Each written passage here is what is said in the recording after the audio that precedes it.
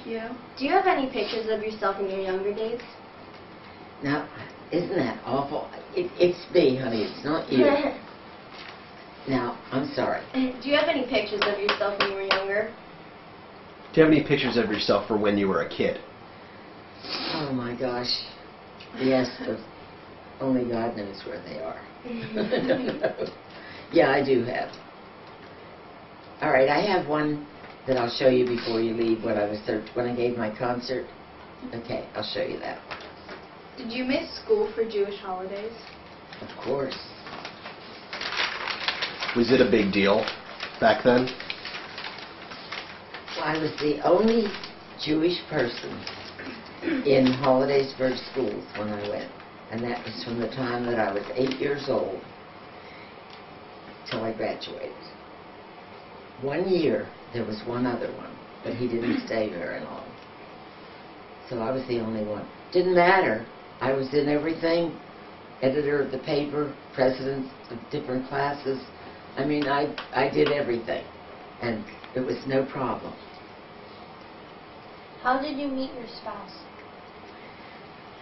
Well, that's a different story.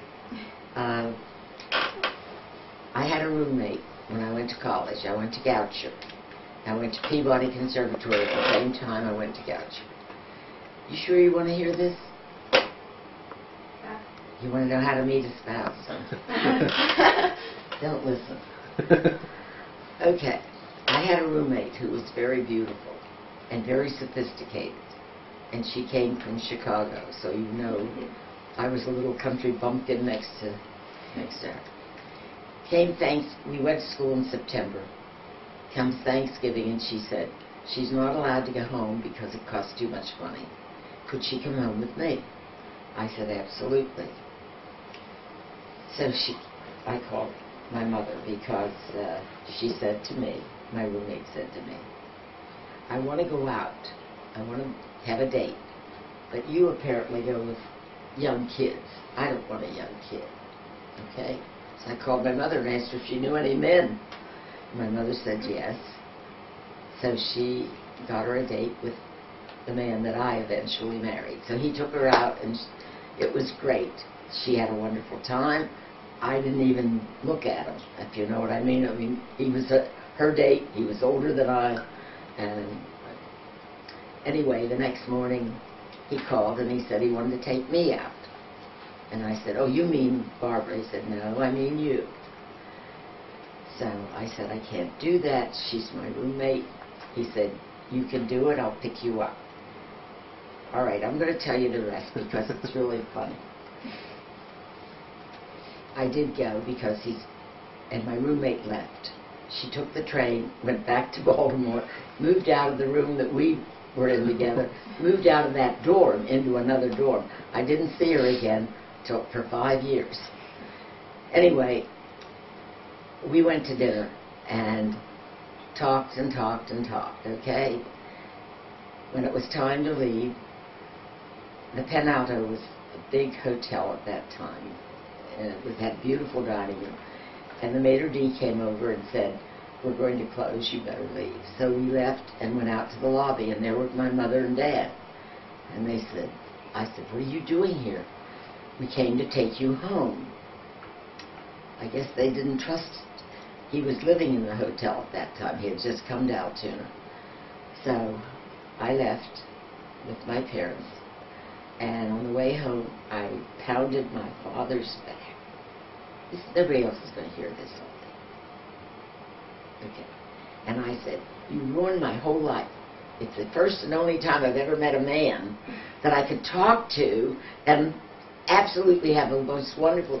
My father stopped the car, turned to me, and said, if he cares, he'll call you. My gosh, he did. And I said, I didn't think you'd ever call me again. And he said, get ready for it, because I'll be calling you the rest of your life. And we did. Aww.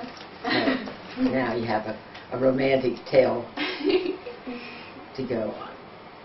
Do you have any kids? I had 4 children, and the youngest, everybody had mumps at the same time, the four of them. But unfortunately, the youngest one, they said that one of the virus from the mumps went to the brain, and she developed a brain tumor, and she died. So I have 3 living children, married. I have now 9 grandchildren, 5 married, and so that's 15 grandchildren, and 13 great-grandchildren. Oh, That's a lot, right? that's a lot. Okay. And do you know all their names? I know not only their names, I have to know birthdays.